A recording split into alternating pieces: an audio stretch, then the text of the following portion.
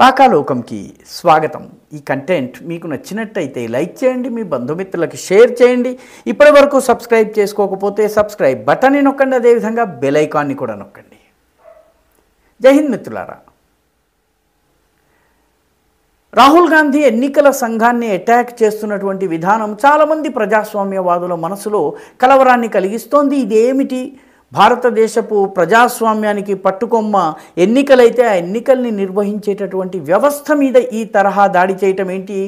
ఓటర్ల జాబితా విషయంలో కానీ ఫార్మల్ ఫిర్యాదు చేయకుండా, కోర్టులకు ఎక్కకుండా కేవలము పత్రికల్లో మాట్లాడటము, సమావేశాల్లో మాట్లాడటము, పత్రికల్లో మాట్లాడితే ప్రశ్నలు వస్తాయని అనుమానం ఉన్నట్టయితే పార్టీ ఫోరమ్స్లో మాట్లాడటము, తద్వారా అనుకూల మీడియా ద్వారా దాన్ని ఒక ఇష్యూ చేయటము, చాలా పెద్ద ఎత్తున సోషల్ మీడియాలో గతంతో పోలిస్తే కాంగ్రెస్ పార్టీ యొక్క ప్రభావము, దానికి అనుకూలంగా మాట్లాడే వాళ్ళ సంఖ్య ఒక పథకం ప్రకారం పెరిగినట్టుగా కనిపిస్తున్న నేపథ్యంలో ఎక్కడ చూసినా ఎన్నికల సంఘం గురించి మాట్లాడుతున్నట్టుగా కనిపిస్తుంది. చివరికి ఏ స్థాయికి వచ్చిందంటే తొలగించిన పేర్ల జాబితా అడుగుతున్నారు. తొలగించిన పేర్ల జాబితా ఎప్పుడు కూడా ఎన్నికల సంఘం ఏ రోజు కూడా ప్రకటించలేదు. ఈరోజు రాహుల్ గాంధీ కోసం కొత్తగా తీసుకొచ్చే ప్రసక్తి ఉండదు. అదేవిధంగా ఎన్నికల సంఘం కలిసి చర్చించేందుకు కాంగ్రెస్ నాయకులకు అనుమతి ఇచ్చిన తరువాత కూడాను ఒక ర్యాలీని తీసుకొచ్చి బ్యారికేడ్లని తొలగించి హడావిడి చేసేటటువంటి ప్రయత్నము సోమవారం నాడు జరిగింది. ఇవన్నీ చూస్తే ఇది ఎక్కడికి వెళ్తుంది అని చెప్పి చాలామంది మనసుల్లో అనుమానం వస్తుంది. అయితే రాహుల్ గాంధీ రాజకీయాలను 2014 నుంచి గమనిస్తే ఒక స్పష్టమైనటువంటి ఒక ధోరణి, ఒక పోకడ, ఒక ట్రెండ్ కనిపిస్తుంది. అదేంటంటే ఒక 3-4 నెలల కంప్లీట్ మౌనము, టోటల్ పూర్తిగా మౌనంగా ఉండటం, ఏ వ్యాఖ్య లేదు, ఏమీ లేదు. తర్వాత ఒక నెల 15 రోజులు ఎవరికి కనపడకుండా ఏదో ఒక విదేశానికి వెళ్ళిపోవడం, అక్కడి నుంచి వచ్చిన తర్వాత ఒక ఇష్యూని తీసుకుని 6 నుంచి 9 నెలల పాటు ఆ ఇష్యూ మీద చాలా పెద్ద ఎత్తున ప్రచారం చేయటం, మీడియాతో మాట్లాడటము, ఊరేగింపులు తీయటము, పార్టీ అంతర్గత ఫోరంలలో దాన్ని మాట్లాడటము, పార్టీలోని నాయకత్వం అంతా కూడాను, పార్టీ మెషినరీ అంతా కూడా దాన్ని చేపట్టేలా చేయటము, అనుకూల మీడియా, సోషల్ మీడియాని ఉపయోగించి దీన్ని ఒక పెద్ద ఇష్యూగా చేసే ప్రయత్నం చేయటము. ఆ తర్వాత 6 నుంచి 9 నెలల తర్వాత ఆ ఇష్యూ చచ్చిపోయింది అని అనిపించగానే దాన్ని పక్కన పారేసేసి ఇంకో ఇష్యూ తీసుకుంటారు. ఈ ధోరణి మనకి 2014 నుంచి జాగ్రత్తగా గమనిస్తే కనిపిస్తుంది. ఎన్నికల సంఘం గురించి ఇప్పుడు మాట్లాడుతున్నట్టుగా ఆయన 2014 నుంచి రకరకాల అంశాల గురించి ఇదే రకంగా మాట్లాడారు. దురదృష్టవశాత్తు పబ్లిక్ మెమరీ షార్ట్ ప్రజలు ఒక 5 ఏళ్ల క్రితం జరిగినవి కూడా గుర్తుంచుకునేందుకు ప్రయత్నించారు. చాలామందికి ఆయన అటాక్స్ని కనుక గమనిస్తే 4 ప్రధానమైనటువంటి వర్గాలు, 4 ప్రధానమైనటువంటి సెక్టర్స్, క్షేత్రాలని ఆయన ఎన్నుకున్నారు. ఒకటి ఆర్థిక రంగము, రెండవది అంతర్గత బాహ్య భద్రత, ఎక్స్టర్నల్ అండ్ ఇంటర్నల్ సెక్యూరిటీ, మూడవది ఈ దేశంలో కులాలు, మతాలు, వర్గాలు, వర్ణాలు పేరిట విడగొట్టేటటువంటి అంశాలను లేవనెత్తటము, నాలుగవది రాజ్యాంగ వ్యవస్థల మీద, ప్రభుత్వ వ్యవస్థల మీద అపనమ్మకం కలిగించడం.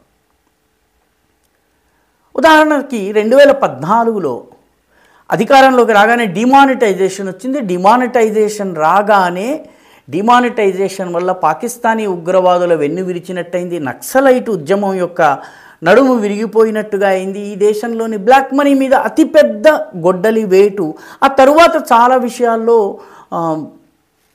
ఈ దేశంలో ఒక పెద్ద ఎకనామిక్ కరెక్షన్కి డిమానిటైజేషన్ మూలమైంది.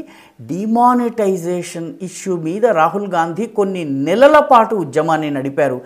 బహుశా 2014-15 నాటి సంఘటనలు ఇప్పుడు గుర్తుండకపోవచ్చును.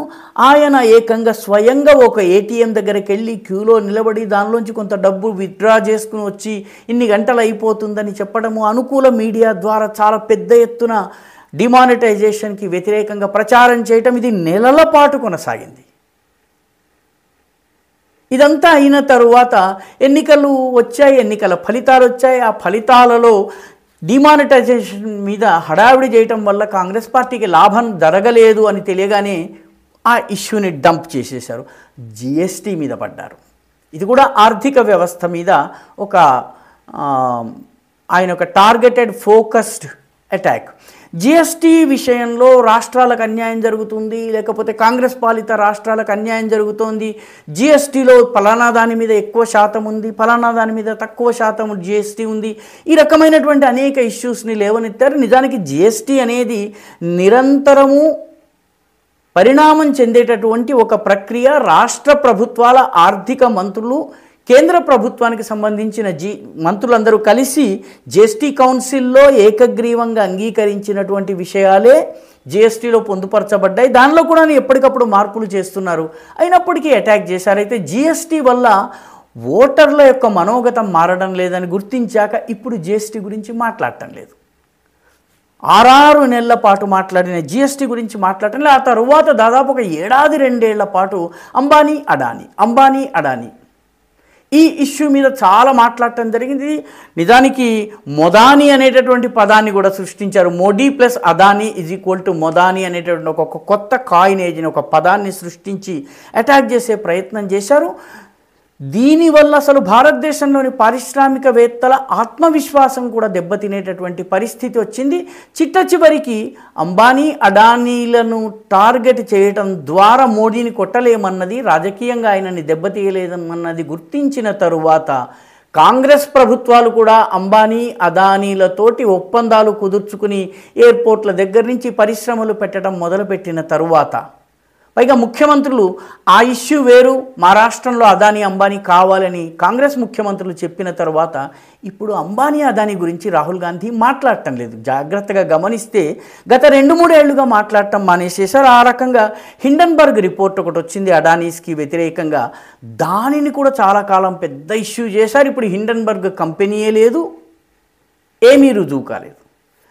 ఈ రకంగా రక్షణ రంగానికి సంబంధించినటువంటి అటాక్స్ చూస్తే గల్వాన్, డోక్లామ్ ఇటువంటి ఇష్యూస్ వచ్చినప్పుడు చైనా అనుకూల ధోరణిని అవలంబించడం కనిపించింది. చైనా అనుకూల ధోరణి అంటే చైనీస్ రాయబార కార్యాలయానికి వెళ్ళి వాస్తవాలు తెలుసుకునే ప్రయత్నం చేయటము, భారత ప్రభుత్వాన్ని అడిగి అసలు ఏం జరుగుతోందన్నది తెలుసుకునే ప్రయత్నం చేయకపోవటము, పైగా గల్వాన్ తరువాత అయితే భారత భూమిని చైనా ఆక్రమించుకుంటూ వచ్చింది అన్నటువంటి ఒక పెద్ద ఎత్తున ప్రచారం చేశారు. ప్రజల్లో దిగ్భ్రమ కలిగేటటువంటి రీతిలో ప్రచారం జరిగింది. వాస్తవానికి వాళ్ళు ఆక్రమణకు గురైంది అని చెబుతున్నటువంటి భూభాగం అంతా కూడాను 1950 నుంచి 2013 వరకు జరిగింది. అప్పటింతా కూడాను కాంగ్రెస్ ప్రభుత్వమే ఉంది. సలామీ స్లైసింగ్ విధానంలో చైనా ఎలా ఆక్రమించుకుంటూ వచ్చింది, ఆక్సాయ్ చిన్ని నెహ్రూ సమయంలో ఎలా కోల్పోయాము, ఇవన్నీ బయటకు వచ్చిన తర్వాత ఇప్పుడు చైనా ఇష్యూ గురించి మాట్లాడటం లేదు. గల్వాన్ ఇష్యూ తర్వాత దాదాపు 1 ఏడాది పాటు చాలా హడావిడి చేసి ఇప్పుడు దాని గురించి మాట్లాడటం లేదు. అదేవిధంగా రఫాల్ విషయం 2019 ఎన్నికల సమయంలో రఫాల్ని ఒక పెద్ద ఇష్యూగా చేసేటటువంటి ప్రయత్నం జరిగింది. రఫాల్ విమానాల్లో అవినీతి జరిగింది, రకరకాలుగా చెప్పడం జరిగింది, ప్రూవ్ చేయలేకపోయారు.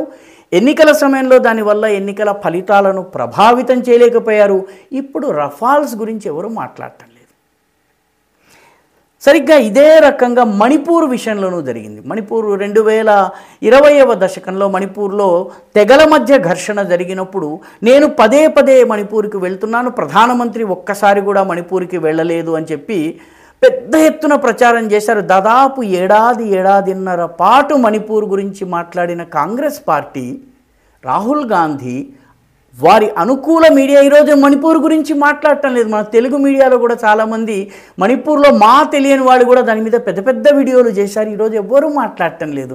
మణిపూర్లో సమస్య పరిష్కారం అయిందా? పూర్తిగా కాలేదు, కానీ మాట్లాడటం మానేశారు. ఎందుకంటే రాహుల్ గాంధీ మాట్లాడటం మానేశారు కాబట్టి. అదేవిధంగా ఈ దేశ రక్షణకు సంబంధించినటువంటి ఆపరేషన్ సింధూర్ని టార్గెట్ చేసి మన విమానాలు ఎన్ని కూలాయి, పార్లమెంటులో పాకిస్తాన్కి ఎంత నష్టం జరిగింది అని అడగడానికి బదులు మన విమానాలు ఎన్ని కూలిపోయాయి, మన సైనికులు ఎందరూ చనిపోయారు. ఆపరేషన్ సింధూర్ అనేది బాలాకోట్ ఒక బూటకము, సర్జికల్ స్ట్రైక్ ఒక బూటకము. ఆ రకంగానే ఆపరేషన్ సింధూర్ కూడా ఒక నాటకం అన్నట్టుగా చెప్పే ప్రయత్నం చేశారు. అయితే ప్రభుత్వము శాటిలైట్ ఇమేజెస్ చూపించటము, రకరకాల ఆధారాలని చూపించటము, పాకిస్తాన్ సోషల్ మీడియాలో జరిగిన నష్టానికి సంబంధించినటువంటి కథనాలు చూసిన తర్వాత మాట్లాడటం లేదు. కానీ ప్రశ్న ఒకటి ఇప్పటికీ వేస్తున్నారు, అదేంటంటే మన విమానాలు ఎన్ని కూలిపోయినాయి? మన రఫాల్స్ ఎన్ని కూలిపోయినాయి అది ప్రశ్న. ఎందుకంటే రఫాల్ ఒప్పందానికి వ్యతిరేకత. ఇప్పుడు రఫాల్ గురించి కూడా మాట్లాడటం మానేశారు. ఆపరేషన్ సింధూర్ పైన చర్చ పార్లమెంట్లో జరిగి ఏమీ సాధించలేదు. ఈరోజు రఫాల్ గురించి మాట్లాడటం మానేశారు. కుల జాతిపరమైనటువంటి మతపరమైనటువంటి అంశాలను, ఉదాహరణకి నఫరత్ కి దుకాన్, కొన్నాళ్ల పాటు ఈ నాటకం నడిచింది. నఫరత్ కి దుకాన్ అని చెప్పి బీజేపీ ప్రభుత్వాన్ని టార్గెట్ చేసే ప్రయత్నం జరిగింది. ఆ తర్వాత ఎన్ఆర్సీ, ఎన్పిఆర్, సిఏఏ విషయంలో అపోహల్ని సృష్టించే రీతిలో పార్లమెంటు లోపల వెలుపల హడావిడి చేయడం జరిగింది. రైతు చట్టాల విషయంలో రైతుల మనసుల్లో అపోహలు కల్పించే ప్రయత్నం జరిగింది.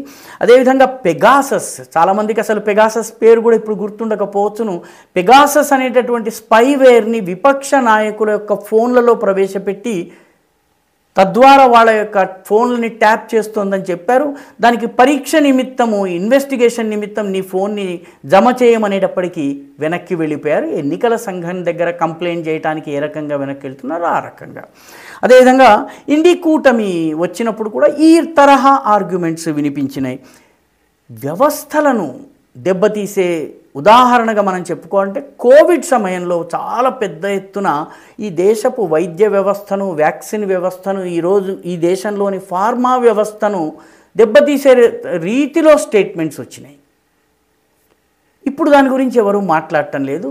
ప్రస్తుతము latest topic operation Sindoor fail అయిన తరువాత, అంటే ప్రచారంలో ప్రభుత్వాన్ని కొట్టడంలో ఆపరేషన్ సింధూర్ విషయంలో ఫెయిల్ అయిన తర్వాత ప్రస్తుతము ఎన్నికల సంఘం గురించి హడావిడి నడుస్తుంది. ఇది ఒక 6 నెలలు 5 నెలలు ఉంటుంది. బీహార్ ఎన్నికల దగ్గరికి వచ్చేటప్పటికి ఓటర్ల జాబితాలో లోపాల గురించి మాట్లాడకుండా ఇదే ఓటర్ల జాబితాతోటి ఎన్నికలకు వెళ్తారు.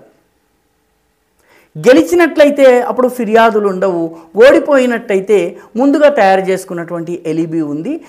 ఎన్నికలు జరిగిపోయిన తర్వాత అస్సాం, ఆ తర్వాత బెంగాల్, అదేవిధంగా బీహార్ ఎన్నికలు జరిగిన తరువాత ఎలక్షన్ కమిషన్ని టార్గెట్ చేయటం ఉండకపోవచ్చును అన్నది నా అంచనా. అప్పుడు ఇంకొక ఇష్యూ ఏదో మనం వెతికి తీసుకొచ్చి ఆ ఇష్యూ మీద హడావిడి చేసేటటువంటి ప్రయత్నము జరగవచ్చును. ఎందుకంటే ఆ రాజకీయ ఎత్తుగడ ఆ రకంగానే కొనసాగుతూ ఉంది. ఈ వీడియో మీకు నచ్చినట్టయితే లైక్ చేయండి, షేర్ చేయండి, ఈ ఛానల్కు సబ్స్క్రైబ్ చేయండి. మీ అభిప్రాయాన్ని కమెంట్ల రూపంలో తప్పనిసరిగా పంపించండి.